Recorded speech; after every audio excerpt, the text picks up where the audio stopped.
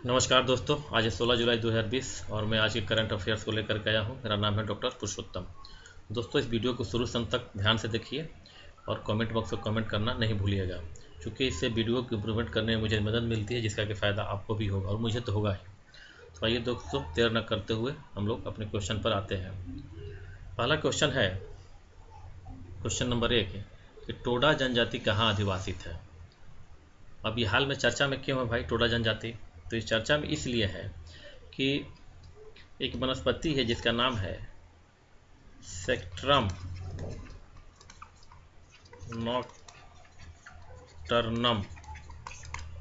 सेक्ट्रम नॉक्टर्नम ये एक वनस्पति है और ये वनस्पति जो है टोडा जनजाति के क्षेत्र में जो इलाका है वह काफ़ी तेज़ी से ये फैल रही है। इस एरिया का इन्वेंशन कर रही है बहुत तेज़ी से, इंक्रोचमेंट काफ़ी तेज़ी से कर रही है, जिसके कारण यहाँ के मूल वनस्पति जो है धीरे धीरे विलुप्त हो रही हैं। तो यहाँ का जो जहाँ पर ये टोडा जनजाति रहते हैं, यहाँ का जो लोकल एडमिनिस्ट्रेशन है वो इस वनस्पति को उस एरिया से दूर हटा रहा है, इसलिए भी हाल में चर्चा में है। और चूँकि ये इकोलॉजिकल सेंसिटिव एरिया है और ये हमें ध्यान है कि जो टोडा जनजाति का इलाका है, अगर ऑप्शन पता नहीं है लेकिन मैं बता दे रहा हूँ कि टोडा जनजाति की जो इलाका है वहाँ पर एक प्रकार की वनस्पति पाई जाती है जिसे हम लोग बोलते हैं शोला वनस्पति, SHOLA, शोला ये वनस्पति है। ये जो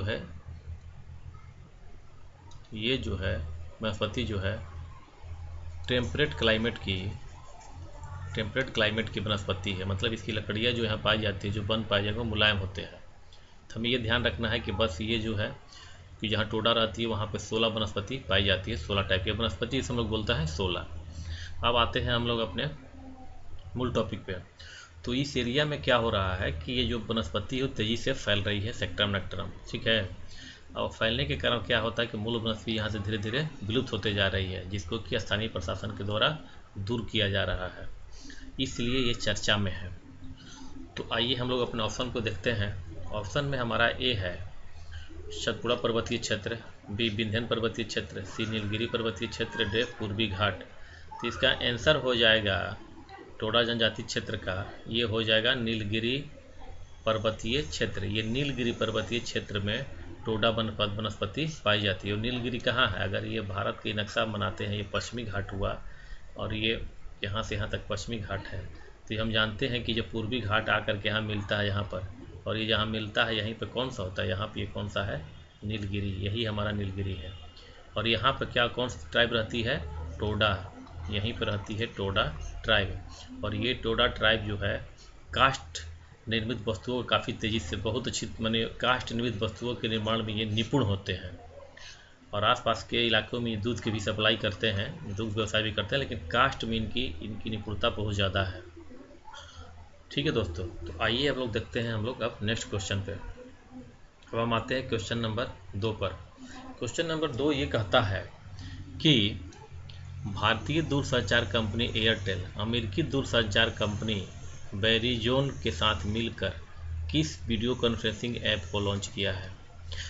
ये हमें पता है कि जिस प्रकार से भारत ने चीन के 59 चीनी ऐपों को बंद किया है, तब से आत्मनिर्भर भारत अभियान के तहत भारत ने भी कई ऐप जो है लॉन्च किए गए, जिसमें से कि जियो मीट है एक, इसके अलावा एलाइनमेंट एक है, इस तरीके से कई लॉन्च किए गए हैं। तो ये तो स्वदेशी थे, इनके भारत के लोगों के द्वारा ये बनाया गया है, भारतीय इंजीनियरों के द्वारा। लेकिन यहाँ पर जो है ये एयरटेल और वेरिजोना का ये दो, एक भारतीय भी है और एक विदेशी, दोनों मिल करके एक वीडियो कॉन्फ्रेंसिंग ऐप को लॉन्च किया है। तो आइए इसको ऑप्शन को देखते हैं। ऑप्शन है ए ब्लू जींस, बी जियो मीट, सी जूम, डी एलाइनमेंट। इसका आंसर हो जाएगा कौन? Blue jeans. ब्लू जींस जो है वीडियो कॉन्फ्रेंसिंग ऐप है, जिसमें कि एयरटेल प्लस वेरिजोना जो है मिल करके बनाया है, इसलिए चर्चा में है हाल में। अब आते हैं दोस्तों नेक्स्ट क्वेश्चन पे। क्वेश्चन नंबर 3, वॉलमार्ट की अगुवाई वाली समूह भारतीय ई कॉमर्स कंपनी का क्या नाम है?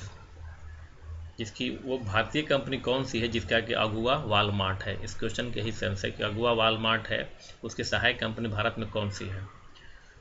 ये भी चर्चा में है हाल में। ये चर्चा में क्यों है? चर्चा में इसलिए है कि वॉलमार्ट की सहायक कंपनी जो है भारत में अच्छा खासा पैसा निवेश करने वाली है। 1.6 बिलियन डॉलर जो है पैसा भारत में निवेश करने वाली है, ताकि जो ई कॉमर्स कंपनियां हैं उसको ये टक्कर दे सके।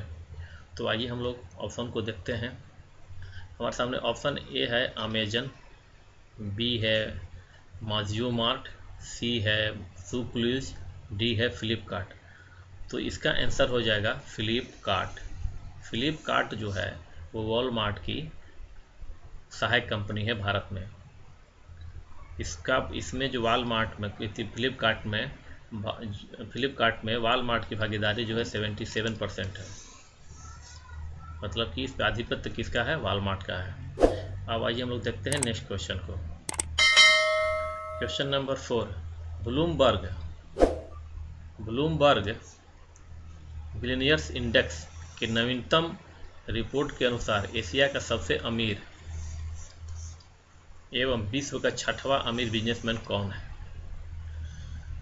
अब ये चर्चा में क्यों है भाई, इसको देख लेते हैं। पहली बात है कि ये जो ब्लूमबर्ग बिलियनियर्स इंडेक्स है, ये इंडेक्स जो है प्रतिदिन एवरी डे पर डे जो है जारी किया जाता है।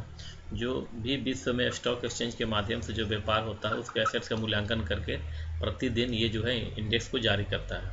तो अभी जो जारी किया गया है इंडेक्स, उस इंडेक्स में एशिया के सबसे अमीर आदमी कौन है? तो आइए देखते हैं ऑप्शन पे। ऑप्शन हमारे सामने ए है मुकेश अंबानी, बी है अजिम प्रेमजी, सी है सुनील भारती मित्तल, डी है इनमें से कोई नहीं। तो इसका आंसर हो जाएगा दोस्तों मुकेश अंबानी। मुकेश अंबानी जो है एशिया के सबसे बड़े और विश्व के 6वें नंबर के अमीर व्यक्ति हैं।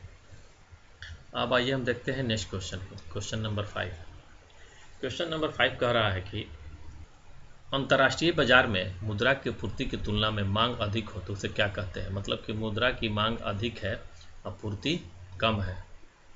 जैसे कि अगर हम बात करें किसके बारे में, डॉलर के बारे में बात करें, तो डॉलर क्या है? डॉलर की मांग ज़्यादा है ना। डॉलर की मांग ज़्यादा है, किससे ज़्यादा है?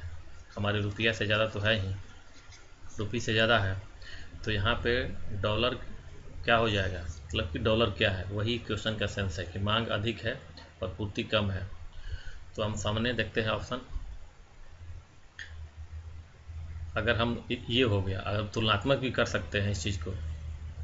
अगर इसी को हम भूटान की मुद्रा से कर देने लगे, न्यूट्रगम जो है वहाँ की मुद्रा, तो उसकी तुलना में ये क्या हो जाएगा? इसकी पूर्ति कम हो जाएगी। तो तुलनात्मक होता है, लेकिन टॉप पे तो डॉलर ही है। तो आइए क्वेश्चन पे देखते हैं, ऑप्शन देखते हैं। ऑप्शन ए है हॉट मनी, बी है सॉफ्ट करेंसी, सी है हार्ड करेंसी, डी है डियर मनी। तो जिसकी मांग अधिक है पूर्ति कम है उसे हम लोग बोलते हैं हार्ड करेंसी। Hard currency. तो रुपया के तुलना में यहाँ पर ये हार्ड करेंसी है और न्यूट्रगम की तुलना में यहाँ पर ये रुपया हार्ड करेंसी है। अब आते हैं दोस्तों नेक्स्ट क्वेश्चन पे। क्वेश्चन नंबर 6 कहता है अंतर्राष्ट्रीय बाजार में मुद्रा की पूर्ति की तुलना में मांग कम हो और पूर्ति ज़्यादा हो। मांग कम हो, पूर्ति ज़्यादा हो। तो जैसे मान लेते हैं कि नेपाल की मुद्रा है, नेपाल की मुद्रा जो है उसकी सप्लाई अधिक है, डॉलर की तुलना में अधिक है। तो यहाँ पर क्या है, ये जो है यही क्वेश्चन का सेंस है कि पूर्ति अधिक है और मांग कम है। और इसका हम संबंध इस तरह से भी देख सकते हैं कि जिस देश की अर्थव्यवस्था जितना ही मजबूत है, जिस देश की अर्थव्यवस्था जितनी मजबूत है उसकी मुद्रा की मांग उतनी ही ज़्यादा होती है, क्योंकि व्यापार में उस देश की मुद्रा की ही ज़रूरत पड़ती है। और जिस देश की अर्थव्यवस्था कमज़ोर है उस देश की मुद्रा की मांग भी कम होती है। तो इस क्वेश्चन के अनुसार जहाँ की पूर्ति अधिक है मांग की तुलना में, तो आइए ऑप्शन देखते हैं। हमारे सामने ऑप्शन है ए हॉट मनी, बी है सॉफ्ट करेंसी, सी है हार्ड करेंसी, डी है डियर मनी।